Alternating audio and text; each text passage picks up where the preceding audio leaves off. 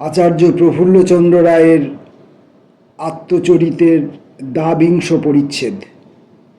চরকার বার্তা, কাটুনির বিলাপ। গত 10 বৎসর যাবৎ আমি চরকার বার্তা প্রচার করিবার জন্য বহু পরিশ্রম করিয়াছি। অনেকে আমার এই নতুন বাতিক দেখিয়া বিস্ময় প্রকাশ করিয়াছেন। মহাত্মা গান্ধী যেদিন চরকার বার্তা প্রচার করেন, তখন হইতেই আমি ইহার সত্য উপলব্ধি করিয়াছি। আমি নিজে ক্ষুদ্রাকারে হইলেও একজন শিল্প ব্যবসায়ী।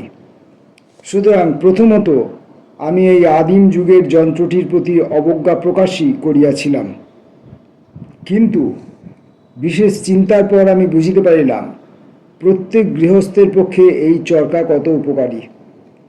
অবসর সময়ে এই চরকায় কত কাজ হইতে পারে।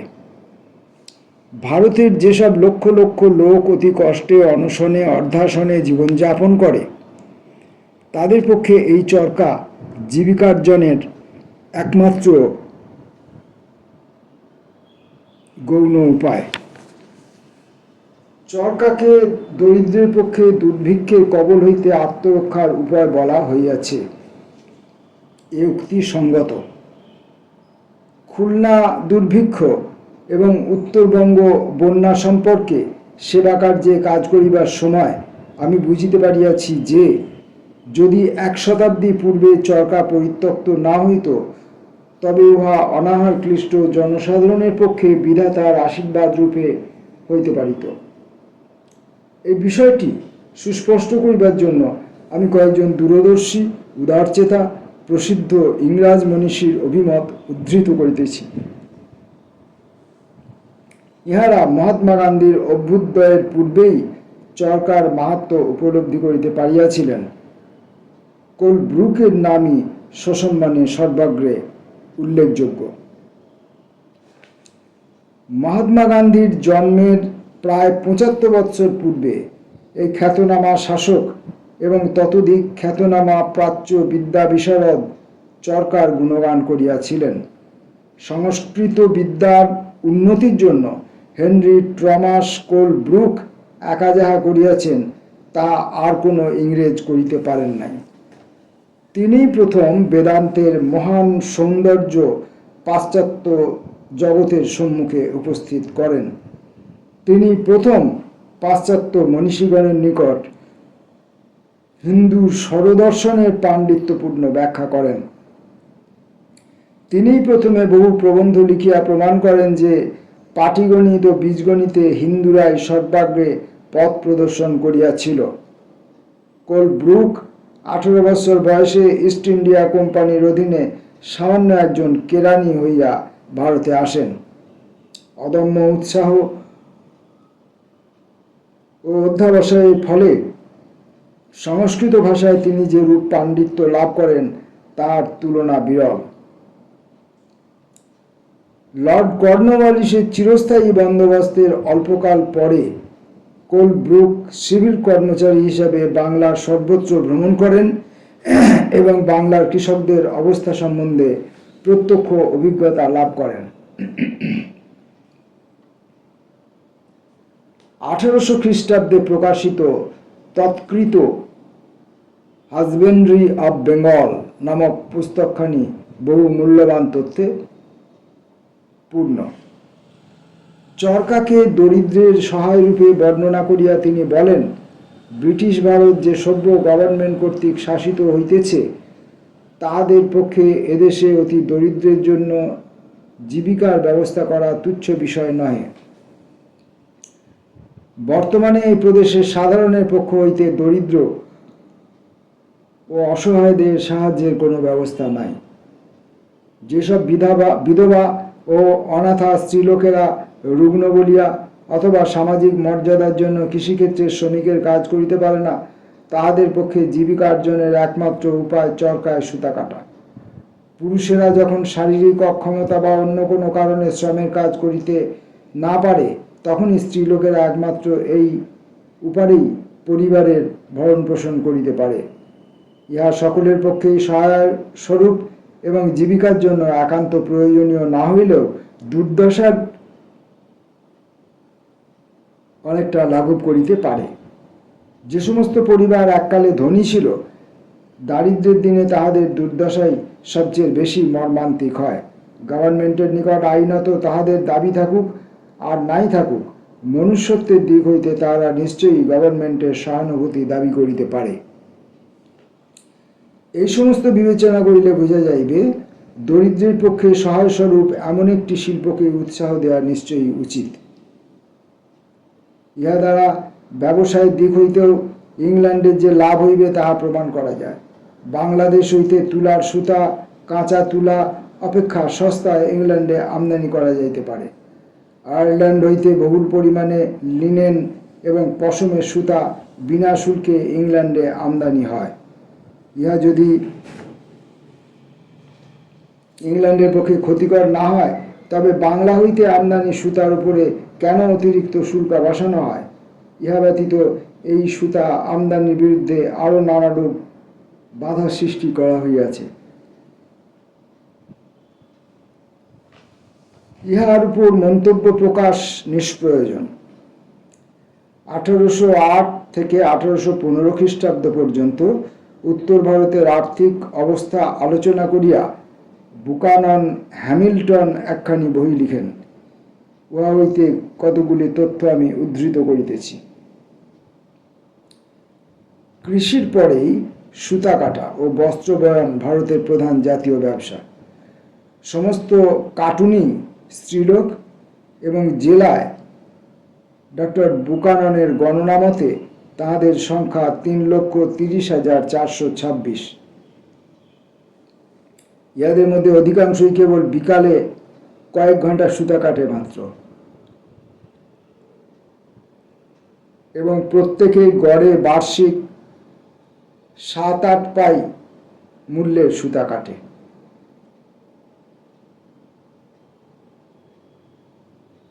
সুতরাং এই সমস্ত কাটুনিদের কাটা সুতার মোট মূল্য আনুমানিক বছরে 23,67,277 টাকা। এইভাবে হিসাব করিলে দেখা যায় ইহাদের সুতার জন্য প্রয়োজনীয় কাঁচা তুলার মূল্য 12,86,272 টাকা এবং কাটুনিদের মোট লাভ থাকে 10,81,005 টাকা। অর্থাৎ প্রত্যেক কাটুনির বার্ষিক লাভ গড়ে 3 আনা। এটার মানে বুঝতে পারছি না আমি, এগুলোর হিসেবগুলো আমি ঠিক বুঝি না। আপনারা যারা বোঝেন তারা বুঝে নেবেন, আমি এই হিসেবগুলো ঠিক বুঝতে পারছি না। 3 আনা।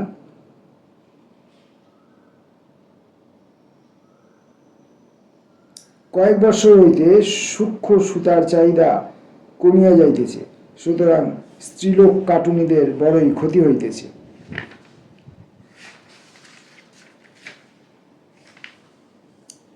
সুতা কাটা ও যন্ত্র বয়ন শাহাবাদ জেলায় প্রধান জাতীয় ব্যবসা।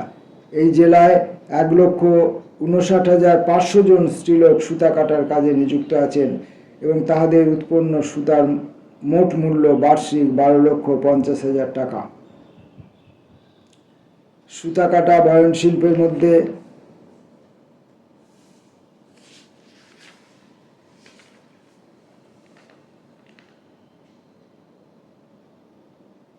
ঘনিষ্ঠ সম্বন্ধ। সুতা কাটা ও বস্ত্র বয়নের মধ্যে ঘনিষ্ঠ সম্বন্ধ।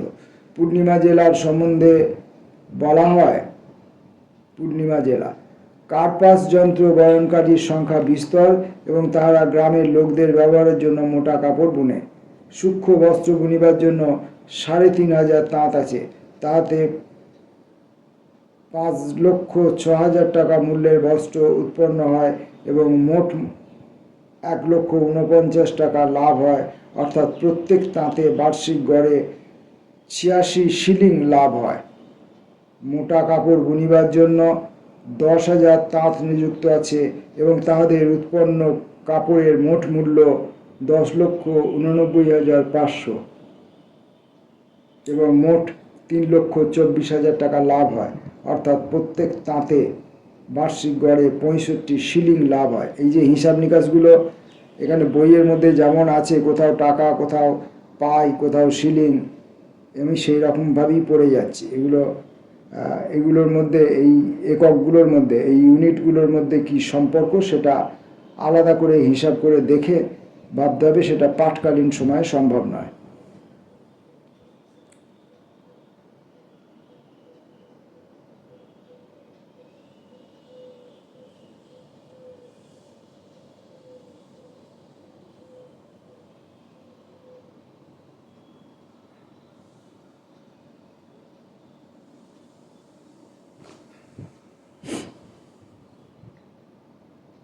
রমেশ দত্ত কৃত ভারতের আর্থিক ইতিহাস গ্রন্থ হইতে এই সমস্ত বিবরণের কিয়দংশ উদ্ধৃত হইয়াছে।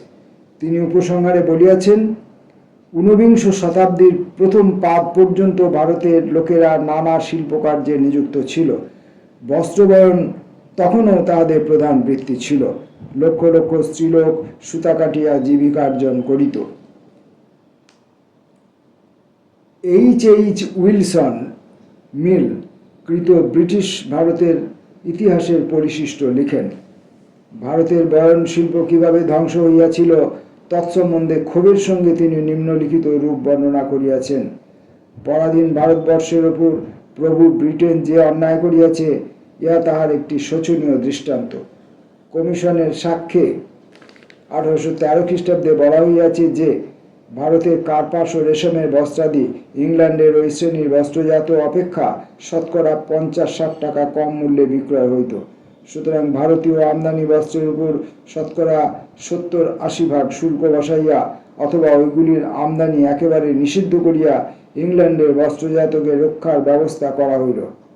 যদি এইরূপ করা না হইত, যদি এই সমস্ত অতিরিক্ত শুল্ক ও নিষেধবিধি জারি না হইত, তবে পেইসলি ও ম্যানচেস্টারের কলকারখানাগুলি গোড়াতেই বন্ধ হইয়া যাইত এবং বাষ্পীয় শক্তির দ্বারাও তাহাদিওকে চালানো যাইত না। ভারতীয় শিল্পের ধ্বংসস্তূপের উপর এইগুলি প্রতিষ্ঠিত হইয়াছিল। ভারত যদি স্বাধীন হইত, তবে সে প্রতিশোধ লইত, ব্রিটিশ পণ্যের উপর অতিরিক্ত শুল্ক বসাইত এবং এইরূপে নিজের শিল্পকে ধ্বংসের মুখ হইতে রক্ষার ব্যবস্থা করিত। এই আত্মরক্ষার উপায় তাহাকে অবলম্বন করিতে দেয়া হয় নাই, তাহাকে বিদেশির দয়ার উপরে নির্ভর করিতে হইয়াছিল। ব্রিটিশ পণ্য জোর করিয়া বিনা শুল্কে তাহার উপর চাপানো হইল এবং বিদেশি শিল্প ব্যবসায়ী অবৈধ রাজনৈতিক অস্ত্রের সাহায্যে তাহার প্রতিদ্বন্দ্বীকে পেষণ করিল এবং প্রতিদ্বন্দ্বীর সঙ্গে বৈধ প্রতিযোগিতায় তাহার জয়লাভের কোনো সম্ভাবনা ছিল না।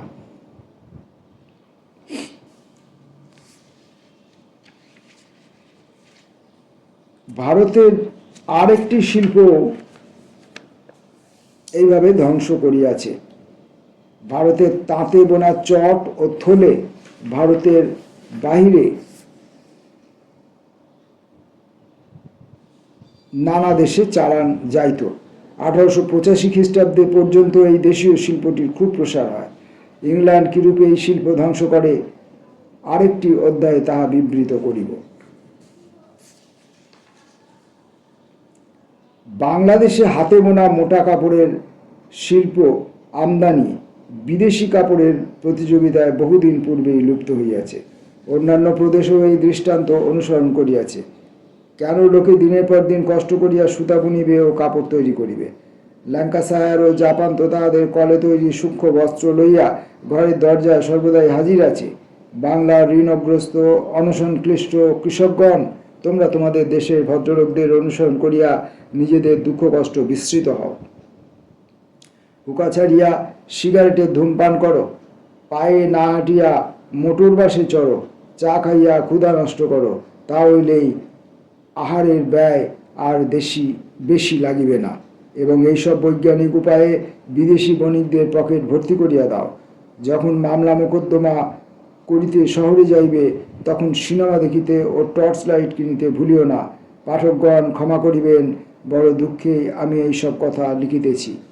আচার্য মনের দুঃখে যন্ত্রণায় এই ব্যঙ্গ বিদ্রুপ করে এই কথাগুলি বলেছেন। অর্থনীতিবিদেরা আমাদের বলেন যে দৈনন্দিন ব্যবহারের জন্য যখন সস্তায় বিদেশ হইতে আমদানি করা যায়, তখন সেইগুলি এদেশে উৎপাদন করা পাগলামি ভিন্ন আর কিছুই নয়। এই কারণে তাহারা আমাদের লুপ্ত স্বদেশী পুনরুদ্ধার প্রচেষ্টার প্রতি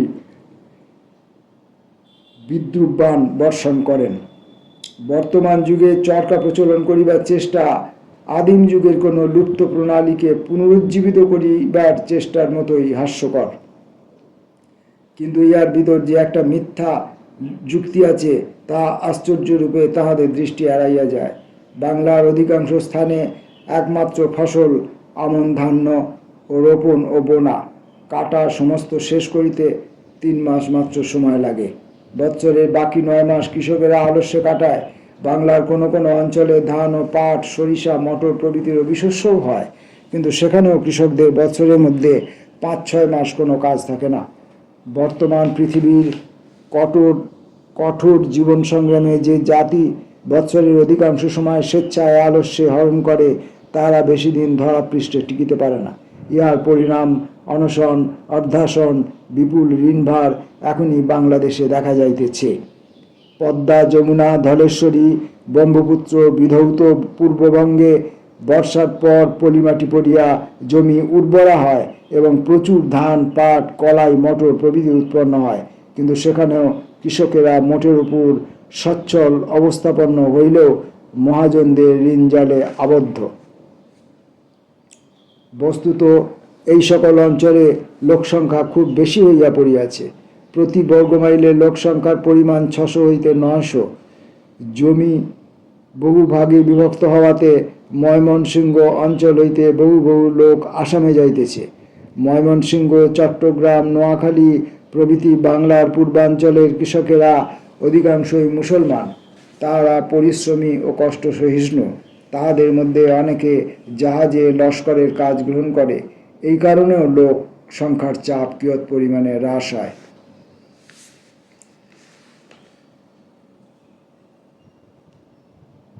জমি উর্বরা হইলেই যে সেই অঞ্চলের অধিবাসীদের অবস্থা ভালো হইবে এমন কোনো কথা নাই, বরং অনেক সময় তাহার বিপরীত দেখা যায়। এ বিষয়ে রংপুরের দৃষ্টান্ত উল্লেখ করা যেতে পারে। এই অঞ্চলের জমি খুব উর্বরা এবং ধান, পাট, তামাক প্রভৃতি কয়েক প্রকারের শস্য ও শাকসবজি উৎপন্ন হয়, কিন্তু এই জেলার অধিবাসীরা অত্যন্ত অশিক্ষিত ও অনুন্নত। অনেক সময়ই তাহারা জীবন ধারণের উপযোগী নানা কিছু শস্য উৎপাদন করিয়াই সন্তুষ্ট হয়। তাহারা অত্যন্ত অলস এবং বৎসরের মধ্যে কয়েক মাস বসিয়া থাকে। অবশ্য স্বীকার করিতে হইবে, রংপুরে হিন্দু রাজবংশীদের পাশাপাশি মুসলমানেরাও বাস করে এবং তাহারা একই জাতির লোক হইলেও হিন্দুদের চেয়ে বেশি কর্মঠ। পাঞ্জাব ও মিরাট জেলার কৃষকেরা সম্পূর্ণ ভিন্ন প্রকৃতির। তারা এখনও চরকা কাটে এবং তাহাদের বোনা মোটা সুতায় তাহাদের নিজেদের ব্যবহারের জন্য মোটা কাপড় তৈরি হয়। 1929 সালে আমি মিরাটে যাই। খাটাউলি শহরে 20 মাইল উত্তরে একটি গ্রামে গিয়ে আমি বিস্ময় আনন্দের সঙ্গে দেখিলাম প্রায় প্রত্যেক গৃহে চরকা চলিতেছে। গৃহকর্ত্রী, কন্যা এবং পুত্রবধূ একত্রে বসিয়া রোদ পোহাইতে পোহাইতে চরকা কাটিতেছে। এ দৃশ্য প্রায়ই দেখা যায়। কিন্তু এখানেও তথাকথিত সভ্যতা ধীরে ধীরে প্রবেশ করিতেছে। ধুতি পাগড়ি পরা গ্রামবাসীরা সূক্ষ্ম বিদেশি দ্রব্য কিনিতে আরম্ভ করিয়াছে। স্থানীয় গান্ধী আশ্রমের কর্মীরা মেয়েদের হাতের তৈরি সুতা প্রভৃতি কিনিয়া তাহাদের উৎসাহ করিতে চেষ্টা করে, কিন্তু আশ্রমের অর্থ সামর্থ্য বিশেষ নাই। যদি এই স্বদেশী শিল্পকে উৎসাহ দিবার জন্য উপযুক্ত সংঘ বা প্রতিষ্ঠান থাকিত, তবে খুবই কাজ হইতে পারিত। কিন্তু বাংলার ন্যায় ওই প্রদেশেও সরকারি শিল্প বিভাগের নিকট চরকা নিষিদ্ধ বস্তু, কেননা এই শিল্প পুনরুজ্জীবিত হইলে ল্যাঙ্কাশায়ারের বস্ত্রশিল্পের সমূহ ক্ষতি হইতে পারে। মিস্টার র্যামজে ম্যাকডোনাল্ড তাহার গ্রন্থে নিছক সত্য কথাই লিখিয়াছেন। গভর্নমেন্ট যখন গর্ব করেন যে ভারতে পুরাতন দেশীয় শিল্পের পরিবর্তে তাহারা সস্তা কার্পাস বস্ত্রজাত যোগাইবার ব্যবস্থা করিয়াছেন, তখন সে কথা শুনিয়া মন বিষাদ ভারাক্রান্ত হয়। কিন্তু ইহার ফলে যে ভারতের বিষম ক্ষতি হইয়াছে সে বিষয়ে তাহারা অন্ধ। মিরাটে বহু জমিদার ও ধনী বানিয়া আছেন, কিন্তু বর্তমান যুগের চিন্তাধারা তাহাদের মন স্পর্শ করে নাই। তাহাদের মধ্যে অনেকে ব্রিটিশ কমিশনার বা কালেক্টরের যে কোনো বাতিকে উৎসাহ দিবার জন্য প্রচুর অর্থ দিতে পারে। নিজেদের ছেলে মেয়ের বিবাহে, মিছিল ও তামাশার জন্য 50,000 টাকা ব্যয় করিতে পারে, কিন্তু যাতে স্থায়ী উপকার হয় এমন কোনো কাজে তারা 1 পয়সাও দিবে না। এই সমস্ত ব্যবহারের মূলে যে মনোভাব কার্য করিতেছে তাহার কথাও কিছু বলা প্রয়োজন। বাংলাদেশে দেখা যায় যে সমস্ত কৃষকের অবস্থা ভালো তারা শ্রমের কাজ করিতে ঘৃণা করে এবং ভদ্রলোকের লোকদের অনুসরণ করে। বাংলার কোনো কোনো অঞ্চলে কৃষকেরা আমন ধান বুড়িবার সময় 1 মাস 1.5 মাস খুবই পরিশ্রম করে, তারপরে কয়েক মাস বসিয়া থাকে। এমনকি ধান কাটার সময় তারা পশ্চিম দেশীয় মজুরদের সাহায্য নেয়। অবস্থা কিরূপ শোচনীয় ও কুৎসিত হইয়া দাঁড়াইয়াছে তা ভাবিলে কষ্ট হয়। কৃষকেরা গৃহজাত মোটা কাপড় ছাড়িয়া ল্যাঙ্কাশায়ারের সূক্ষ্ম বস্ত্র কিনিতেছে, ঘরের তামাক ছাড়িয়া বিদেশি সিগারেট খাইতেছে। মামলা মোকদ্দমা করিতে হইলে 4-5 মাইল হাঁটিয়া নিকটবর্তী শহরে আর তাহারা যাইতে চায় না। 2 আনা পয়সা খরচ করিয়া মোটর বাসে চড়ে। ইহার অর্থ এই যে তাহারা জমির অতিরিক্ত উৎপন্ন ফসল প্রভৃতি বেচিয়া যে পয়সা পায় তাহা আধুনিক সভ্যতার বিলাসোপকরণ প্রভৃতির জন্য ব্যয় করে। একথা সত্য যে আমেরিকা যুক্তরাষ্ট্রে প্রতি 5 জনের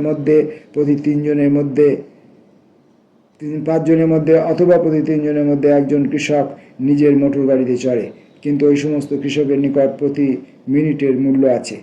তাহারা মোটের উপর সুশিক্ষিত, কৃষিকার্যে আধুনিক বৈজ্ঞানিক প্রণালী অবলম্বন করে এবং এই রূপে জমির উৎপন্ন ফসলের পরিমাণ বৃদ্ধি করে। কিন্তু বাংলার কৃষকেরা অশিক্ষিত এবং অজ্ঞ। একদিকে কৃষিকার্যে সেকেলে মানধাতার আমলে প্রণালী অবলম্বন করিয়া অন্যদিকে পাশ্চাত্য সভ্যতার বিলাস ভোগ করিতে গিয়া তাহারা ধ্বংসপ্রাপ্ত হয়। সাগর সঙ্গমের নিকটবর্তী বদ্বীপ অঞ্চল ব্যতীত ভারতের অন্য সর্বত্র জমির উর্বরতা হ্রাস পাইতেছে, তাহার লক্ষণ স্পষ্টই দেখাতে যাইতেছে। 60 বৎসর পূর্বে আমার বাসগ্রাম ও তন্নিকটবর্তী অঞ্চলে রবিশস্য এখনকার চেয়ে দ্বিগুণ হইত। জমি কিছুকাল পতিত রাখিতে দেওয়া তো হয় নাই, কোনরূপে সার দেওয়ার ব্যবস্থাও নাই। বৎসরের পর বৎসর এই একই জমিতে একই প্রকার শস্য উৎপাদন করা হয়, ফলে জমির উর্বরা শক্তি নষ্ট হয়, ফসলের পরিমাণ কম হয় এবং ফসলের উৎকর্ষ হ্রাস পায়। সরকারি কর্মচারী প্রভৃতির ন্যায় যাহারা কেবল বাহির হইতে দেখে তাহারা বলে যে দেশে আমদানি পণ্যের পরিমাণ বাড়িতেছে, অতএব বুঝে যাইতেছে যে কৃষকদের অবস্থা পূর্বের চেয়ে ভালো হইতেছে। যাহারা অনশনে বা অর্ধাসনে থাকে, ঋণ জালে জড়িত, জমিতে ফসল উৎপাদনের ক্ষমতা যাহাদের হ্রাস পাইতেছে, তাহারা যদি বিদেশি পণ্যের মোহে মুগ্ধ হয় তাহলে আর্থিক হিসাবে তাহারা আত্মহত্যাই করে। শ্বেতাঙ্গদের শিল্পজাত বিদেশি বস্ত্রের নানারূপ বিদেশি দ্রব্যের প্রতি তাহাদের মোহের ফলে ভারতীয় কৃষকদের অবস্থা বিষধর সর্পের মোহিনী শক্তিতে আকৃষ্ট পক্ষীর মতো হইয়া দাঁড়ায়। এই মোহ তাহাদিওকে ধ্বংসের মুখে টানিয়া লইয়া যায়।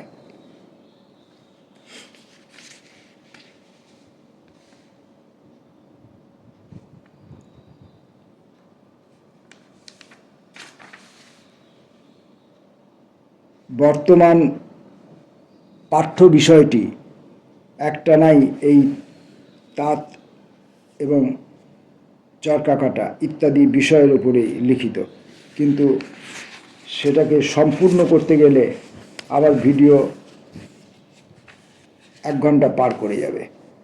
তাই আমি আজ এই পর্যন্ত পড়ে এটাকে শেষ করছি, বাকি অংশ পরের দিন।